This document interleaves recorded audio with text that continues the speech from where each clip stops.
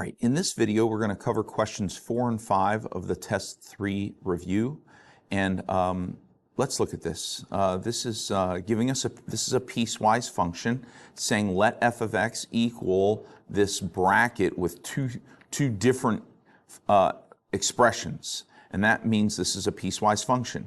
It's saying when x is less than 3, it's this one. This is a quadratic, and so f of x looks like and takes on the form of a quadratic function, but only when x is less than 3. As soon as we get to 3, when x is equal to 3 or x is larger than 3, then f of x is a linear function, 5x minus 4. So one piece of f of x is a quadratic and the other piece is 5x minus 4. And it's asking us to identify f of 1. That means just plug 1 into the function, but we have to plug it into the correct piece. Is 1 greater than or equal to 3, or is 1 less than 3? 1 is less than 3, and because 1 is less than 3, we're going to plug 1 in here.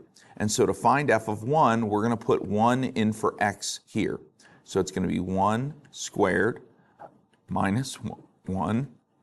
1 squared is 1 minus 1 equals 0, and therefore f of 1 is 0.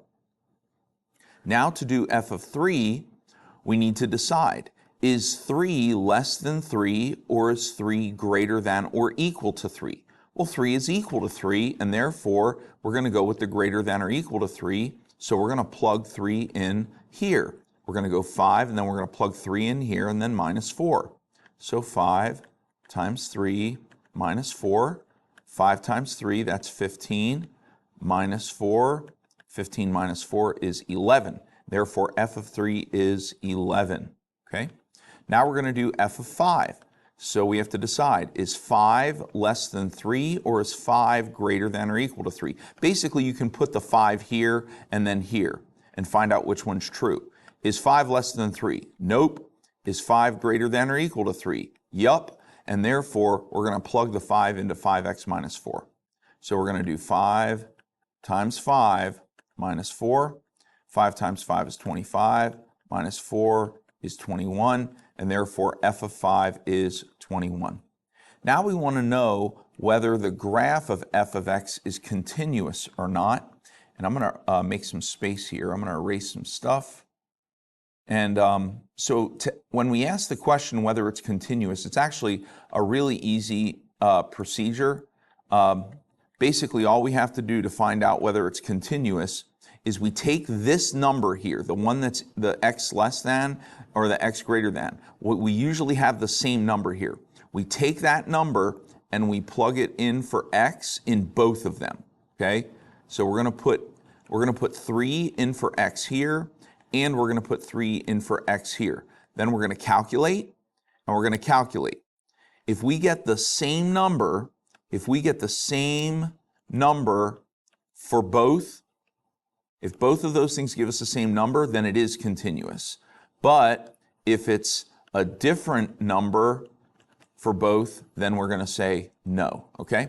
And so let's go ahead and calculate these and find out if it's the same number. So we're going to put a 3 in here, in for x.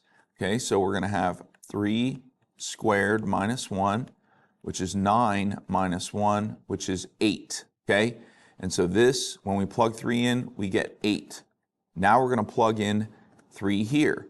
5 times 3 minus 4. Now we already did that, by the way, down here. We did f of 3, and so we know that this equals 11. And since 8 is not the same as 11, this is not continuous. So we're going to say no. Now let's try question 5. All right, this one looks a little more challenging, but it's very similar. We have f of x has 2 pieces. We have this one, we have this one. These are pretty big. These are third power polynomials. And the first thing we want to know is, what is f of 1? Well, our transition value is 2, and we have to decide if we put a 1 here and a 1 here, which one's correct. Is 1 greater than or equal to 2? Nope, it's not. Is 1 less than 2? It sure is, okay? And so we are going to plug 1 into this piece right here. Now, you can put a 1 here and here, and here, and then calculate the whole thing. That's one way to do it. Another way to do it is to use synthetic division. Okay, so I can put a 1 in the half box, and I can take the 7, and I can take the negative 11, and I can take the negative 10, and I can take this 21, okay? 21, and then I can do synthetic division. And what I'm doing is I'm using the remainder theorem.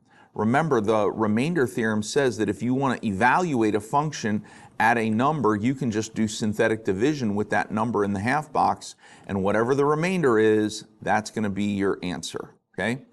So we're going to bring down 7. 7 times 1 is 7. 7 minus 11 is negative 4.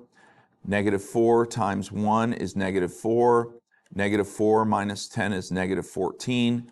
Negative 14 times 1 is negative 14. Negative 14 plus 21 is 7. And so our remainder is 7, therefore f of 1 equals 7. Now I can prove that to you. We can go ahead and plug the 1 in here. If we had 7 times 1 to the third power minus 11 times 1 squared minus 10 times 1 plus 21, well, 1 cubed is 1 times 7 is 7. Okay, so this would be 7. 1 squared is 1 times negative 11 is minus 11. Oh, sorry, not equals. Then 1 times negative 10 is minus 10, and then plus 21. And 7 minus 11 is negative 4. Negative 4 minus 10 is negative 14. Plus 21 is 7. And so we get the exact same answer that we got with synthetic division. That's one of the reasons why I really like using synthetic division for big, complicated questions, okay? All right, now let's try and identify f of 2. And I think what I'm going to do is I'm going to make a little bit of room. So I'm going to erase the work that we've done so far. Let's erase all this. And I'm going to leave that answer. And so let's go ahead and try and identify now f of 2. Now 2 is greater than or equal to 2. And so we're going to plug it in here because 2 is greater than or equal to 2. It's equal to 2. Okay? So we're going to plug 2 in here. But instead of trying to plug it in for x and doing a bunch of calculations, I'm going to do synthetic division. I'm going to put 2 in the half box. I'm going to bring down the 5. I'm going to bring down the negative 11. I'm going to bring down the 5, and I'm going to bring down the 7. And then bring down the 5 times 2 is 10. 10 minus 11 is negative 1. Negative 1 times 2 is negative 2. Plus 5 is 3. Times 2 is 6, and 7 plus 6 is 13. My remainder is 13, so f of 2 is 13. Now I'm going to try f of 3, okay?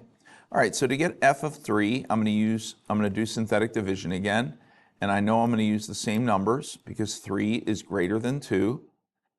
Okay, so, all right, since 3 is greater than 2, I know that I'm going to use this one again. So I'm going to put a 3 in the half box, draw my line, bring down the 5.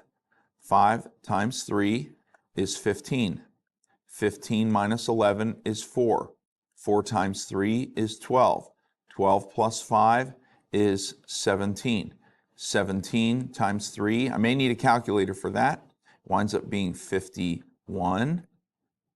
And then 51 plus 7 is 58. And therefore, f of 3 is equal to 58. And I could get the same thing if I were to put the 3 in for x here and here and here. I could use a calculator.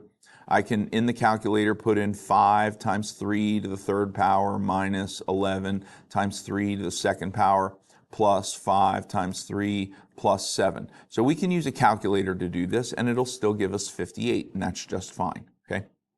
Now, the last thing we want to do is find out whether it's continuous. So we want to plug 2 into this, and then we want to plug 2 into this and find out if we have the same number or a different number. Well, we already plugged 2 into this because we got 13. That's right here. So now let's just plug 2 into this one and see if we get 13, okay?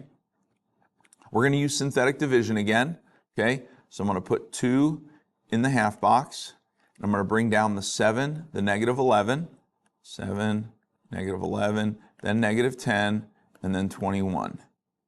Okay, bring down the 7. 7 times 2 is 14, minus 11 is 3. 3 times 2 is 6, minus 10 is negative 4. Negative 4 times 2 is negative 8, and then negative 8 plus 21, sure enough, is 13. Okay?